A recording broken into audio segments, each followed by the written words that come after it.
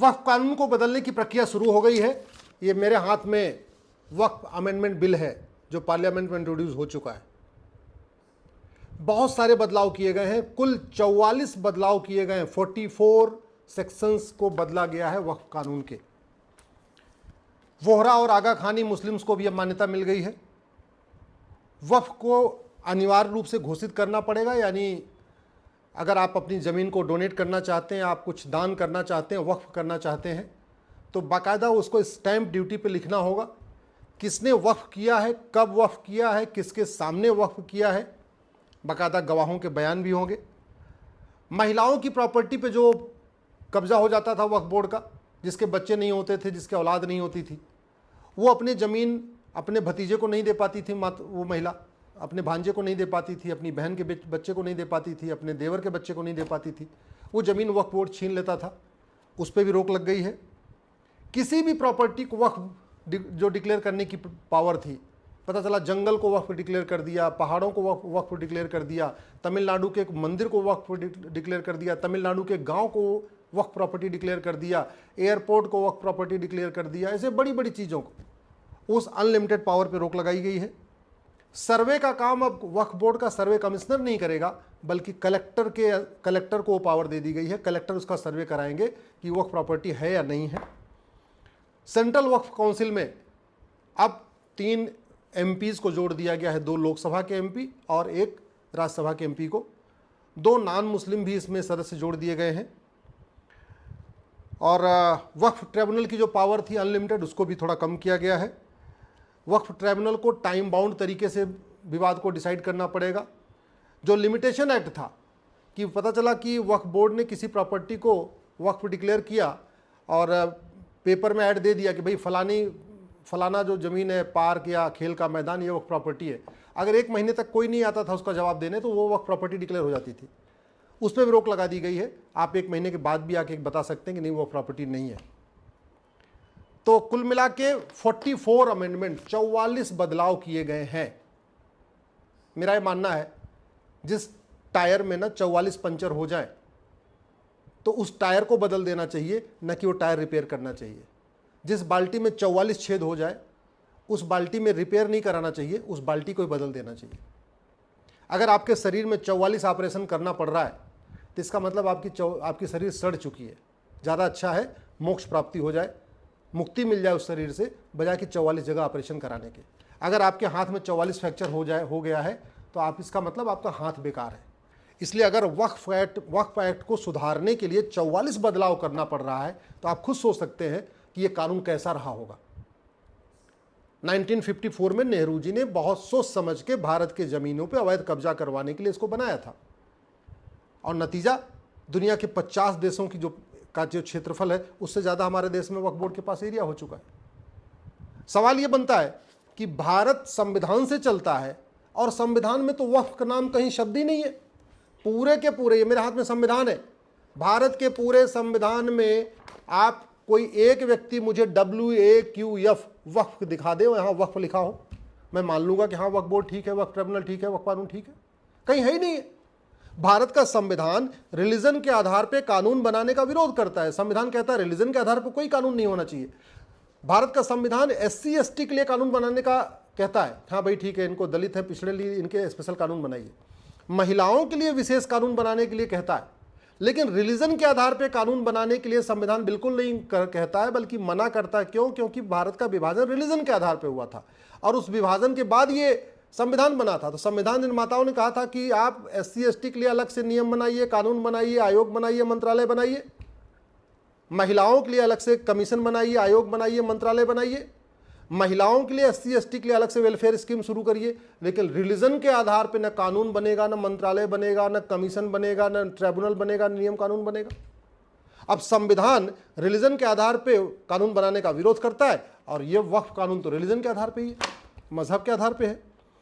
संविधान मजहब के आधार पे ट्रिब्यूनल का विरोध करता है और जो वक्फ ट्रिब्यूनल है वो तो मजहब के आधार पे है। और एक मजहब के लिए भारत में तो बहुत लोग रहते हैं, जैन भी रहते हैं, बौद्ध भी रहते हैं, सिख भी रहते हैं, पारसी भी रहते हैं, यहूदी भी रहते हैं, बहाई भी रहते हैं, और किसी के लिए मजहब के आधार पर ट्रिब्यूनल नहीं है। केवल और केवल एक मजहब के लिए वक्फ आपका ट्रिब्यूनल है। भारत का संविधान रिलीजन के आधार पर बोर्ड बनाने का विरोध करता है। ईसाई बोर्ड नहीं है, बहाई बोर्ड नहीं है, सिख बोर्ड नहीं है, जैन बोर्ड नहीं है, बौद्ध बोर्ड नहीं है, हिंदू बोर्ड नहीं है, पारसी बोर्ड नहीं है, फिर वक्फ बोर्ड क्यों एक मजहब के लिए? भारत का संविधान रिलीजन के आधार पर योजना चालू करने का विरोध करता है, रिलीजन के आधार पर आयोग बनाने का विरोध करता है, रिलीजन के आधार पर मंत्रालय बनाने का विरोध करता है। भारत के संविधान में रिलीजन वक्फ नाम का शब्द ही नहीं है। अच्छा, ये वक्फ बोर्ड बड़े चालाकी से क्या कर रहा है, जगह जगह मज़ारें जो बन रही हैं उनको भी वक्फ प्रॉपर्टी डिक्लेयर कर देता है, दरगाह को भी वक्फ प्रॉपर्टी डिक्लेयर कर देता है, कब्रिस्तान को भी वक्फ, जो पक्का कब्रिस्तान होता है, बाउंड्री बनी होती है, उसको भी वक्फ प्रॉपर्टी डिक्लेयर कर देता है। जबकि सच्चाई है, कुरान में न मज़ार कहीं लिखा हुआ है, न दरगाह कहीं लिखा हुआ है, न पक्का कब्रिस्तान कहीं लिखा हुआ है। सच्चाई तो यह है कि मज़ार, दरगाह और पक्का कब्रिस्तान बनाना अन इस्लामिक है, अन कुरानिक है। इसलिए आपको अरब में, दुबई में, कुवैत में, कतर में, बहरीन में, मस्कट में कहीं पे भी एक भी मज़ार नहीं मिलेगी, एक भी दरगाह नहीं मिलेगी, एक भी पक्का कब्रिस्तान नहीं मिलेगा। तो ये वक्फ बोर्ड, वक्फ ट्रिब्यूनल, वक्फ कानून केवल संविधान विरोधी नहीं है, बल्कि कुरान विरोधी भी है, इस्लाम विरोधी भी है। इसलिए मैं कहता हूं इसको खत्म होना चाहिए। संविधान कहता है एक देश एक विधान, एक देश एक कानून, तो one nation one property code होना चाहिए। अगर दान के लिए कानून बनाना है, चैरिटी के लिए कानून बनाना है, तो one nation one charity code होना चाहिए। आपको अगर धार्मिक स्थानों के लिए कानून बनाना है तो one nation one endowment code होना चाहिए। यानी आप संपत्ति के लिए है तो one nation one property code होना चाहिए। इसका मतलब संविधान ये कहता है कि आपका समान धर्मस्थल संहिता होनी चाहिए, समान दान संहिता होनी चाहिए, समान संपत्ति संहिता होनी चाहिए, जो कानून हो वो सबके लिए एक हो। लेकिन वक्फ कानून जो 44 बदलाव के बाद भी आ रहा है, अभी भी वो संविधान के स्पिरिट में नहीं है। कुछ लोग कहेंगे नहीं, भारत में बहुत सारे ट्रिब्यूनल चलते हैं, एनजीटी है, ऐसे बहुत सारे ट्रिब्यूनल हैं, इनकम टैक्स के ट्रिब्यूनल हैं, एयर पोल्यूशन मतलब इन्वायरमेंट के लिए आपका एनजीटी, ऐसे बहुत सारे। हाँ, संविधान में भारत में इसमें 20 से ज़्यादा ट्रिब्यूनल चल रहे हैं, लेकिन एक भी ट्रिब्यूनल किसी मजहब के लिए नहीं है। जितने भी ट्रिब्यूनल हैं वो सारे जेंडर न्यूट्रल हैं और रिलीजन न्यूट्रल है। लेकिन वक्फ बोर्ड, वक्फ ट्रिब्यूनल ये जेंडर न्यूट्रल नहीं है, ये रिलीजन न्यूट्रल नहीं है, ये तो पर्टिकुलर एक मजहब के लिए बना है। इसलिए मेरा ये मानना है। और जो सबसे बड़ा खतरा है, कहते नहीं किसी समस्या को खत्म करना तो जड़ से खत्म करिए। अगर पेड़ वो बीज गड़बड़ है तो उसकी टहनियों को मत काटिए, उसके पत्ते को मत काटिए, बल्कि उसको जड़ से उखाड़िए। आज आप वक्फ जो कानून है उसको बदल रहे हैं, ठीक है, आपने उसकी अनलिमिटेड पावर को ख़त्म कर दिया, आपने उसमें बहुत सारी चीज़ें जो एकदम अनलिमिटेड दी थी, कहीं कब्जा कर लेना, उसको रोक दिया। लेकिन अगर वो बीज बचेगा तो कल को गलती से कोई और सरकार आ गई, वही सरकार आई, वक्फ मजहबी सरकार आ गई, तो वो तो दोबारा फिर से उसको जिंदा कर देगी। इसलिए मेरा मानना है भारत की एकता अखंडता बनी रहे, मजबूत हो, भारत में सबको समान अवसर मिले, सबके अंदर एक समानता का भाव आए, उसके लिए ज़रूरी है कि विशेष कानून बंद हो, विशेष दर्जा बंद हो, मजहब के आधार पे किसी को विशेष जो लाभ दिया जा रहा है ये बंद होना चाहिए। न वक्फ बोर्ड होना चाहिए, न माइनॉरिटी बोर्ड होना चाहिए, न माइनॉरिटी कमीशन होना चाहिए, न वक्फ ट्रिब्यूनल होना चाहिए। जो कानून है सबके लिए। एक बड़ी समस्या ये भी है, इसका वेतन भत्ता कौन देगा?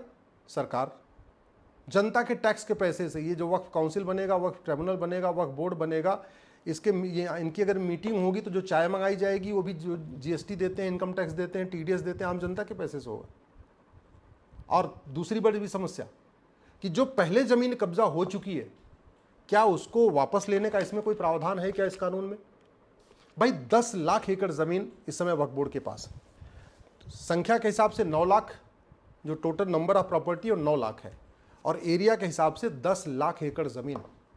मॉरिशस का क्षेत्रफल 5 लाख एकड़ है और भारत में वक्फ बोर्ड के पास 10 लाख एकड़ जमीन है। यानी मॉरिशस का एरिया उसका डबल तो भारत में वक्फ बोर्ड के पास।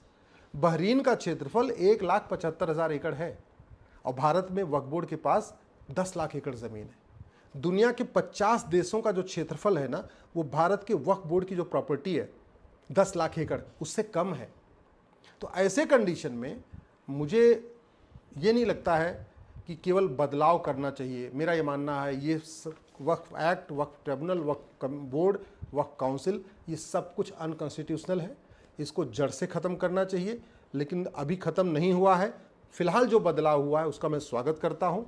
लड़ाई जारी रहेगी जब तक एक देश एक धर्मस्थल संहिता नहीं होगी, एक देश एक दान संहिता नहीं होगी, एक देश एक संपत्ति संहिता नहीं होगी, जब तक यूनिफॉर्म एंडाउमेंट कोड लागू नहीं होगा, यूनिफॉर्म चैरिटी कोड लागू नहीं होगा, यूनिफॉर्म प्रॉपर्टी कोड लागू नहीं होगा, तब तक ये लड़ाई चलती रहेगी।